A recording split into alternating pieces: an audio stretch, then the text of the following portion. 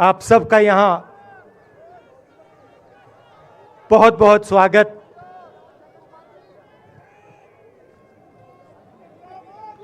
आप आज यहाँ बर्फ में खड़े हैं, मगर आप में से किसी को सर्दी नहीं लग रही है। आप बारिश में खड़े हुए, कोई भीगा नहीं। गर्मी में आपको गर्मी नहीं लगी, सर्दी में आपको सर्दी नहीं लग रही है, क्योंकि देश की शक्ति आपके साथ है। प्रियंका की बात मैं सुन रहा था। प्रियंका ने कहा मेरे मैसेज के बारे में, प्रियंका ने कहा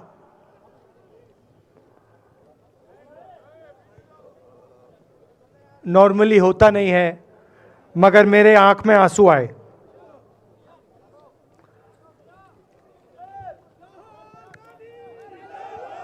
क्योंकि मैं कन्याकुमारी से चला, शुरुआत की और पूरे देश में हम पैदल चले। मैं सच बताऊं, आपको अजीब लगेगा, मगर मैं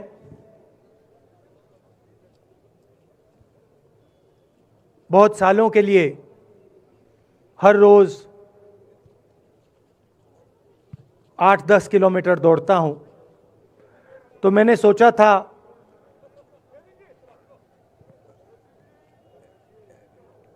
देश कन्याकुमारी से कश्मीर चलने में इतनी मुश्किल नहीं होगी। मेरे दिल में था कि आसान होगा। फिजिकली मेरे लिए ये मुश्किल काम, मैंने सोचा था मुश्किल काम नहीं होगा। शायद मैं काफी वर्जिश करता हूं, थोड़ा सा अहंकार आ गया, जैसे आ जाता है।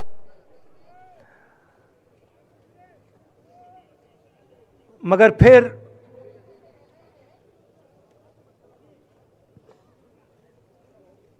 बात बदल गई। जब मैं छोटा था,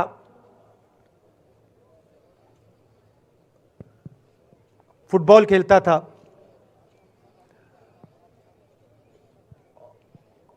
और कॉलेज में जब मैं फुटबॉल खेल रहा था, एक बार मुझे बहुत जोरों से घुटने में इंजरी हुई थी।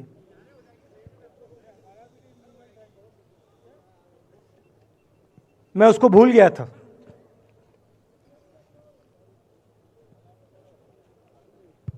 घुटने में दर्द नहीं होता था, भूल गया था उसको। दर्द गायब हो गया था। मगर कन्याकुमारी से 5-7 दिन बाद घुटने में प्रॉब्लम आई, और जबरदस्त प्रॉब्लम आई। पूरा अहंकार उतर गया, और मैं सोचने लगा क्या मैं ये जो 3,500 किलोमीटर हैं, क्या मैं इनको चल पाऊंगा या नहीं। तो जो मैंने सोचा था आसान काम होगा, वो काफी मुश्किल हो गया। मगर फिर मैंने किसी ना किसी तरीके से ये काम पूरा कर दिया। बहुत कुछ सीखने को मिला, बहुत कुछ सीखने को मिला। मैं आपको बोलूं तो दर्द सहना पड़ा काफी, मगर सह लिया। रास्ते में एक दिन मुझे दर्द हो रहा था, काफी दर्द हो रहा था, और मैं सोच रहा था 6-7 घंटे और चलने हैं। और उस दिन मुझे लग रहा था कि आज मुश्किल है, और एक छोटी सी बच्ची आई, दौड़ती हुई आई मेरे पास और मुझे कहती है कि मैंने तुम्हारे लिए कुछ लिखा है, मगर तुम अभी मत पढ़ो, इसको बाद में पढ़ना।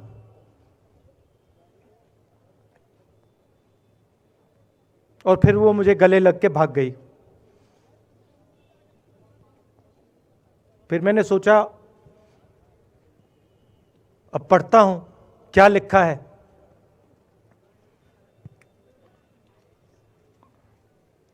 तो उसने लिखा था कि मुझे दिख रहा है कि आपके घुटने में दर्द है, क्योंकि आप जब उस पैर पे वजन डालते हो तो आपके चेहरे पे दिखता है कि दर्द है। मगर मैं आपको बताना चाहती हूं कि मैं आपके साथ कन्याकुमारी नहीं चल सकती हूं, क्योंकि मेरे माता पिता नहीं चलने दे रहे हैं, मगर मैं दिल में आपके साथ, आपके साइड में चल रही हूं, क्योंकि मैं जानती हूं कि आप अपने लिए नहीं चल रहे हो, आप मेरे लिए चल रहे हो और आप मेरे भविष्य के लिए चल रहे हो। और उसी सेकंड में, पता नहीं अजीब सी बात है, उसी सेकंड मेरा दर्द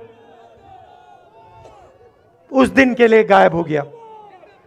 दूसरी बात, मैं चल रहा था और उसी समय वहां पे थोड़ी सर्दी बढ़ रही थी।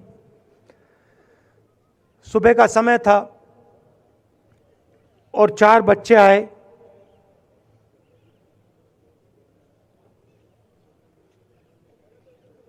पता नहीं कहना चाहिए या नहीं।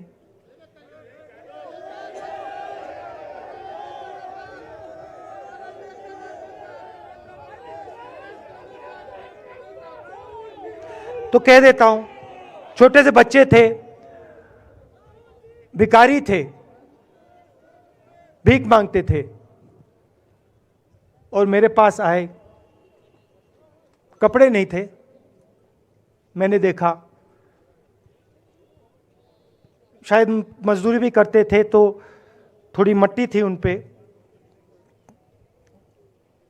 खैर मैं ये चीजें देखता नहीं हूं, तो मैं उनके साथ गले लगा,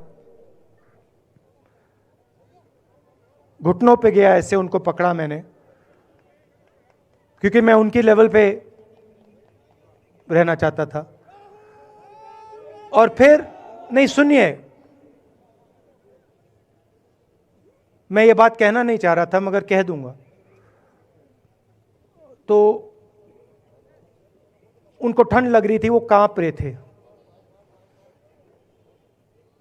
शायद उनको खाना नहीं मिला था,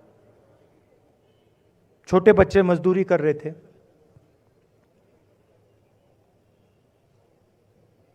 तो मैंने सोचा कि अब अगर ये स्वेटर नहीं पहनते हैं, अगर ये जैकेट नहीं पहन रहे हैं, तो मुझे भी नहीं पहनना चाहिए। मगर मैं झिझका क्यों आपको बताना चाहता हूं, मैं झिझका क्यों आपको बताना चाहता हूं। जब मैंने ये खत्म किया, मैं चल रहा था, तो हमारे साथ एक व्यक्ति थे, उन्होंने मेरे कान में बोला, राहुल जी, ये बच्चे गंदे हैं, इनके पास आपको ऐसे जाना नहीं चाहिए। तो मैंने उनसे कहा, वो आपसे और मुझसे दोनों से साफ हैं।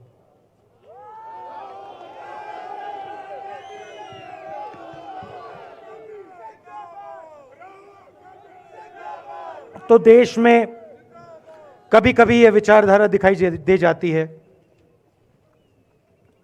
दूसरी बात आपको बता देता हूं, शायद लोगों को अच्छी ना लगे।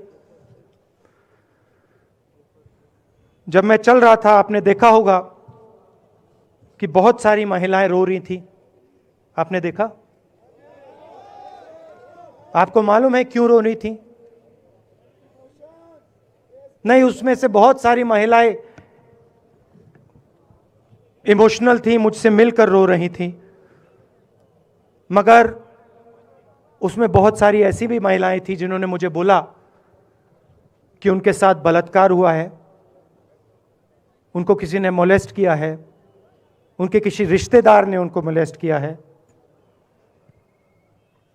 और जब मैं उनसे बोलता था, बहन मैं पुलिस को बताऊं, तो मुझे कहती थी, राहुल जी पुलिस को मत बताइए, हम चाहते हैं कि आपको ये बात मालूम हो, मगर पुलिस को मत बताइए, हमारा और भी नुकसान हो जाएगा।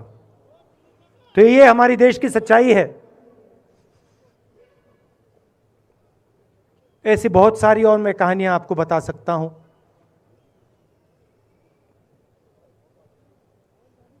तो फिर मैं कश्मीर की ओर आ रहा था और मैं सोच रहा था कि इसी रास्ते पे मैं नीचे से ऊपर जा रहा हूं। मैं सोच रहा था कि इसी रास्ते से सालों पहले मेरे रिश्तेदार नीचे से ऊपर आए, सॉरी ऊपर से नीचे आए, कश्मीर से इलाहाबाद गंगा की ओर गए। और मुझे ऐसा लग रहा था कि मैं वापस अपने घर जा रहा हूं।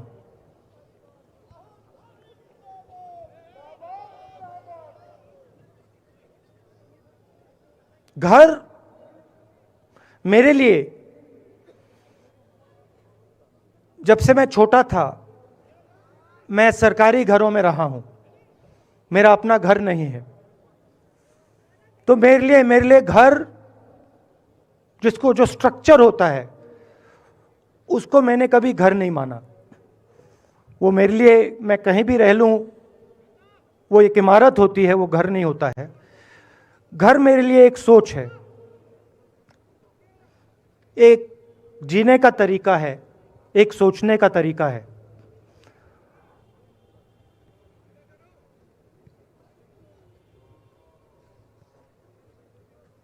और यहां पे जिस चीज को आप कश्मीरियत कहते हो, उसको मैं अपना घर मानता हूं। अब ये कश्मीरियत है क्या? ये जो शिव जी की सोच है एक तरफ, और थोड़ी सी गहराई में जाएंगे तो उसको शून्यता कहा जा सकता है। अपने आप पर, अपने अहंकार पर, अपने विचारों पर आक्रमण करना। और दूसरी तरफ इस्लाम में, जिसको शून्यता यहां कहा जाता है, वहां फना कहा जाता है। सोच वही है। इस्लाम में फना का मतलब अपने ऊपर आक्रमण, अपनी सोच पर आक्रमण, जो हम अपना किला बना देते हैं कि मैं ये हूं, मेरे पास ये है, मेरे पास ये ज्ञान है, मेरे पास ये घर है, उसी किले पर आक्रमण करना, वही है शून्यता, वही है फना। और इस धरती पे ये दो जो विचारधाराएं हैं,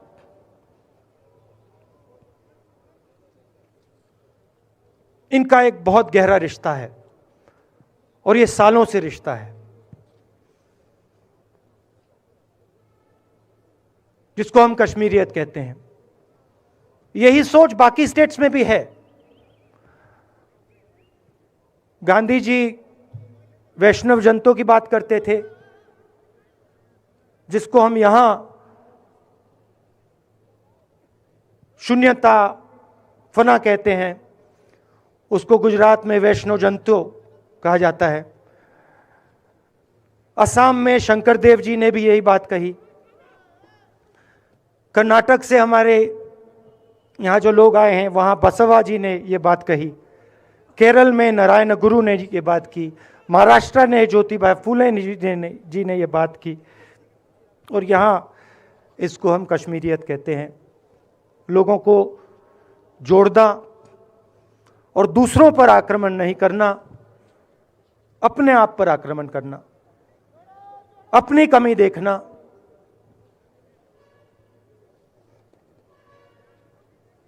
मैंने आपको कहा कि मेरा परिवार कश्मीर से गंगा की ओर गया था।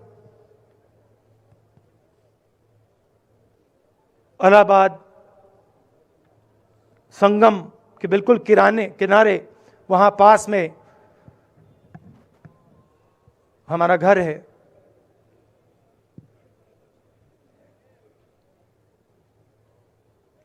तो जब यहां से वो वहां गए,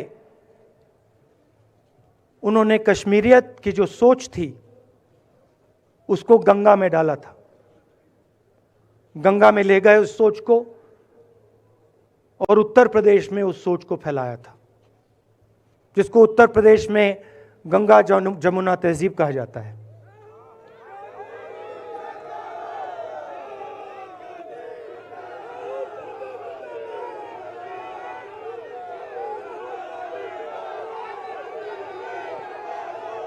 तो उन्होंने, मेरे परिवार ने छोटा सा काम, कोई बड़ा काम नहीं किया। जो आपने उनको सिखाया, जो जम्मू कश्मीर के लोगों ने उनको सिखाया, लद्दाख के लोगों ने सिखाया, क्योंकि उसमें बौद्ध धर्म भी है, उनके पास भी वही सोच, शून्यता की सोच उधर भी है। वो उसको ले गए और उस विचारधारा को, सोच को गंगा में उन्होंने रखा। तो मैं ये सोच रहा था, जब यहां आ रहा था, पैदल चल रहा था, और मुझे सिक्योरिटी वालों ने कहा था कि देखिए, आप पूरे हिंदुस्तान में चल सकते हो, जम्मू में भी चल सकते हो, मगर आखिरी जो 4 दिन हैं कश्मीर में, आपको गाड़ी से जाना चाहिए।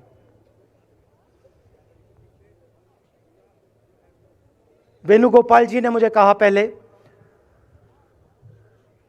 और जो ऑर्गेनाइज कर रहे थे उन्होंने कहा। 3-4 दिन पहले एडमिनिस्ट्रेशन ने कहा कि देखिए, शायद डराने के लिए, कि देखिए अगर आप पैदल चलेंगे तो आपके ऊपर ग्रेनेड फेंका जाएगा। तो मैंने सोचा, नहीं सुनिए, मैंने सोचा कि ऐसे करते हैं, मैं अपने घर वापस जा रहा हूं, 4 दिन पैदल चलूंगा, अपने घर के जो लोग हैं उनके बीच में चलूंगा। और मैंने सोचा कि जो मुझसे नफरत करते हैं उनको क्यों ना मैं एक मौका दूं कि मेरी सफ़ेद शर्ट का रंग बदल दें, लाल कर दें।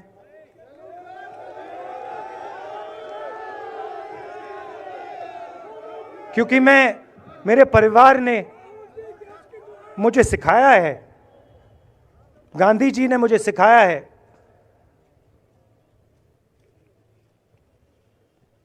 कि अगर जीना है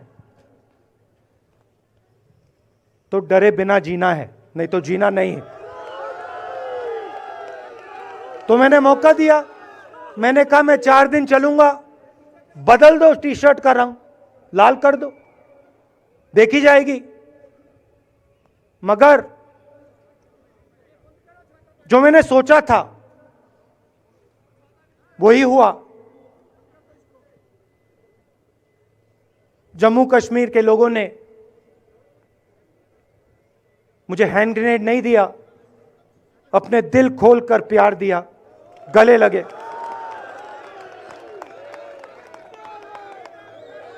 और मुझे बहुत खुशी हुई कि उन सब ने मुझे अपना माना और प्यार से, बच्चों ने, बुजुर्गों ने आंसुओं से मेरा यहां स्वागत किया। मैं अब जम्मू कश्मीर के लोगों से और जो यहां हमारे सेना के लोग काम करते हैं, सीआरपीएफ के लोग काम करते हैं, उनको मैं कुछ कहना चाहता हूं। सबको, जम्मू कश्मीर के युवाओं को, बच्चों को, माताओं को, सबको, सीआरपीएफ के, बीएसएफ के, आर्मी के जवानों को, उनके परिवारों को, उनके बच्चों को मैं कहना चाहता हूं, देखिए, मैं हिंसा को समझता हूं, मैंने हिंसा सही है, देखी है। जो हिंसा नहीं सहता है, जिसने हिंसा नहीं देखी है, उसे यह बात समझ नहीं आएगी। जैसे मोदी जी हैं, अमित शाह जी हैं, आरएसएस के लोग हैं, उन्होंने हिंसा नहीं देखी है।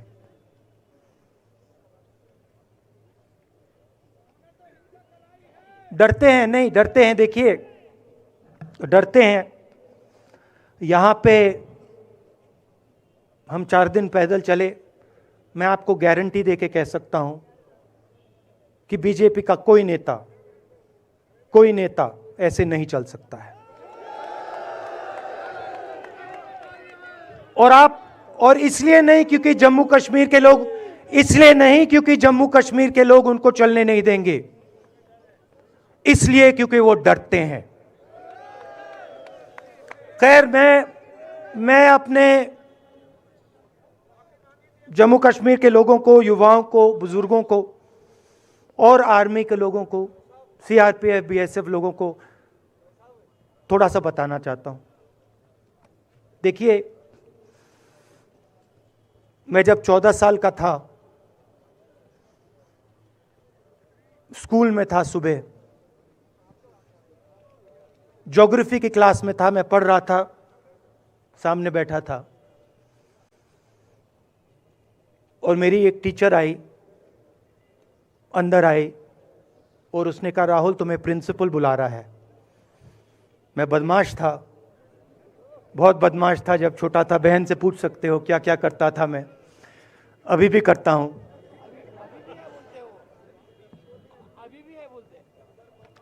मैंने सोचा प्रिंसिपल बुला रहा है, मैंने कुछ गलती की होगी, अब मार पिटेगी। वहां पे केनिंग होती थी, मैंने सोचा था अब केनिंग होगी मेरी। मगर जब मैं चल रहा था, जिस टीचर ने मुझे बुलाया, उसको देखकर मुझे कुछ अजीब सा लगा। और जब मैं प्रिंसिपल के ऑफिस पहुंचा तो प्रिंसिपल ने कहा, राहुल तुम्हारे घर से फोन कॉल है।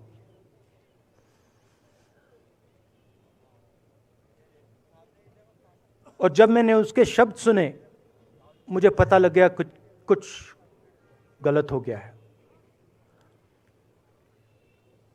मेरे पैर कांपे और मैंने जैसे फ़ोन अपने कान पे लगाया तो मेरे माँ के साथ एक औरत काम करती है, वो चिल्ला रही थी, राहुल, दादी को गोली मार दी, दादी को गोली मार दी, दादी को गोली मार दी। 14 साल का था।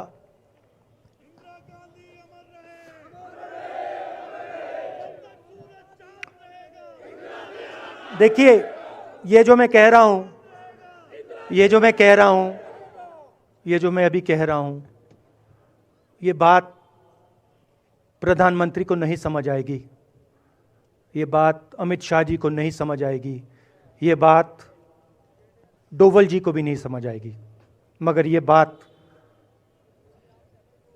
कश्मीर के लोगों को समझ आएगी, ये बात सीआरपीएफ के लोगों को समझ आएगी, ये बात आर्मी के लोगों को समझ आएगी, उनके परिवारों को समझ आएगी।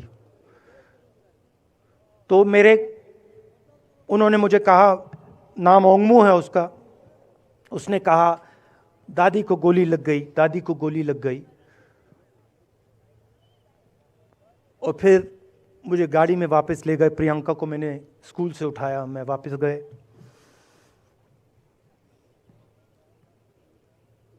और फिर मैंने वो जगह देखी जहां मेरी दादी का खून था।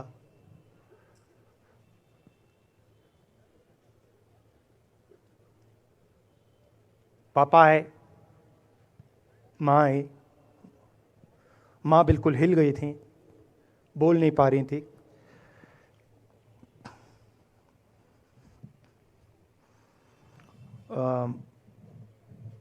हाँ,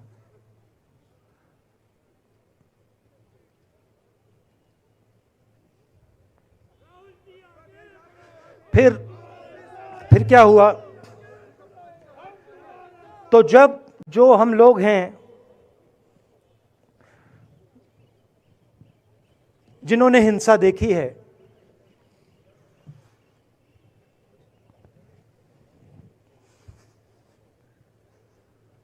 ये जो है ना, ये इसको हम बिल्कुल दूसरी तरीके से देखते हैं। ये आप सबके लिए टेलीफोन है, ये हमारे लिए सिर्फ टेलीफोन नहीं है।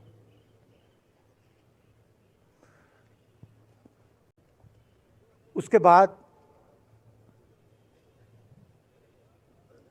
6-7 साल बाद मैं अमेरिका में था और फिर से टेलीफोन आया। 21 में टेलीफोन आया। जैसे बहुत सारे, जैसे जो पुलवामा में हमारे सैनिक मरे थे, उनके घर टेलीफोन आया होगा, हजारों कश्मीरी लोगों के घर टेलीफोन आया होगा, सेना के परिवारों को टेलीफोन आया होगा, वैसा ही टेलीफोन आया। पिता के एक दोस्त थे, उन्होंने मुझे फ़ोन किया और कहा, राहुल, बुरी खबर है। मैंने उनसे कहा, मैं जानता हूँ, पापा मर गए। कहते हैं हाँ। मैंने कहा धन्यवाद, फ़ोन रख दिया। तो मेरा कहना है जो हिंसा करवाता है, जैसे मोदी जी हैं, अमित शाह जी हैं, अजीत डोवल जी हैं, आरएसएस के लोग हैं, वो इस बात को समझ नहीं सकते हैं, वो दर्द को समझ नहीं सकते हैं। हम समझ सकते हैं। पुलवामा के जो सैनिक थे, उनके बच्चों के दिल में क्या हुआ मैं जानता हूं। मेरे दिल में वही हुआ है जो यहां पे कश्मीर में लोग मरते हैं, उनके दिल में क्या होता है। जो फोन कॉल आता है, क्या लगता है, वो मैं समझता हूं, मेरी बहन समझती है। तो कल किसी जर्नलिस्ट ने मुझसे पूछा, यात्रा का क्या लक्ष्य है?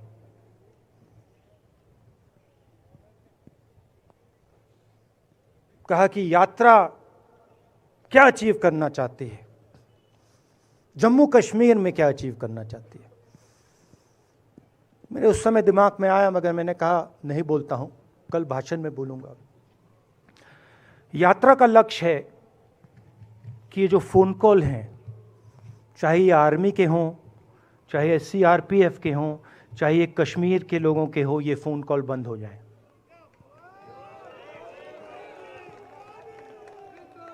कि ये फोन कॉल किसी बच्चे को, किसी मां को, किसी बेटे को ना लेना पड़े। मेरा लक्ष्य ये जो फोन कॉल हैं इनको बंद करने का है। अब देखिए, बीजेपी RSS के लोग आक्रमण किस चीज पे कर रहे हैं। मुझे गाली देते हैं, मैं उनका धन्यवाद करता हूं, क्योंकि मैंने आपको शून्यता की बात की, शिव की बात की, उसको मैं समझता हूं और मैं दिल से उनका धन्यवाद करता हूं कि जितना भी वो मेरे ऊपर प्रेशर डालें, जितनी भी गाली लगाएं, जो भी वो करें, उससे मैं सिर्फ सीखता हूं। तो मैं एक प्रकार से उनका धन्यवाद करता हूं। मगर जो मैंने आपको बात बोली पहले, चाहे वो कश्मीरियत है, चाहे वो वैष्णव जंतो है, चाहे वो शंकर देव जी हैं, बसवा हैं, नारायण गुरु हैं, तिरुवल्लुवर हैं जो तमिलनाडु के बड़े पोएट हैं, फूले जी हैं, और जो कश्मीरियत हैं, ये इस विचारधारा पे आक्रमण कर रहे हैं। और ये जो विचारधाराएं हैं, ये इस देश की नींव है, इस देश की फाउंडेशन है। और आपने जो किया, जो यात्रियों ने किया, हम सब ने किया, इस विचारधारा की रक्षा के लिए किया है। मैंने ये काम अपने लिए नहीं किया, मैं ऐसा काम अपने लिए कभी कर ही नहीं सकता हूं। मैंने ये काम हमारे कांग्रेसी मित्रों को ये अच्छा ना लगे, मगर मैंने ये काम कांग्रेस पार्टी के लिए भी नहीं किया है।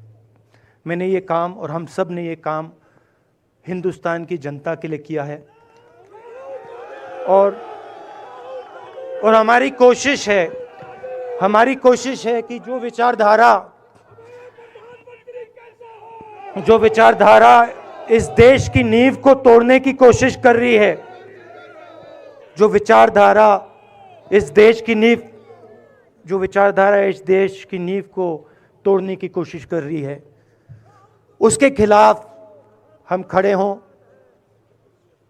मिलकर खड़े हों, नफरत से नहीं, क्योंकि वो हमारा तरीका नहीं है, मोहब्बत से खड़े हों। मैं जानता हूं कि अगर हम मोहब्बत से खड़े होंगे, प्यार से बात रखेंगे, तो हमें सफलता मिलेगी। और उनकी जो विचारधारा है, उसको हम सिर्फ हराएंगे नहीं, मगर उस विचारधारा को हम उनके दिलों से निकाल देंगे। तो देश की जनता ने हमारा समर्थन किया। हमारी कोशिश है कि हमें बीजेपी ने एक जीने का तरीका, राजनीतिक तरीका दिखाया है। हमारी कोशिश है कि हम एक और तरीका, जो हिंदुस्तान का तरीका है, मोहब्बत का तरीका है, वो हम देश को दिखाएं, हम देश को याद दिलाएं कि हिंदुस्तान मोहब्बत का देश है, इज्जत का देश है, भाईचारे का देश। तो हमने जो कहा था, छोटा सा कदम लिया है, बड़ा कदम नहीं है। नफरत के बाजार में मोहब्बत की दुकान खोलने की कोशिश की। धन्यवाद। जय हिंद।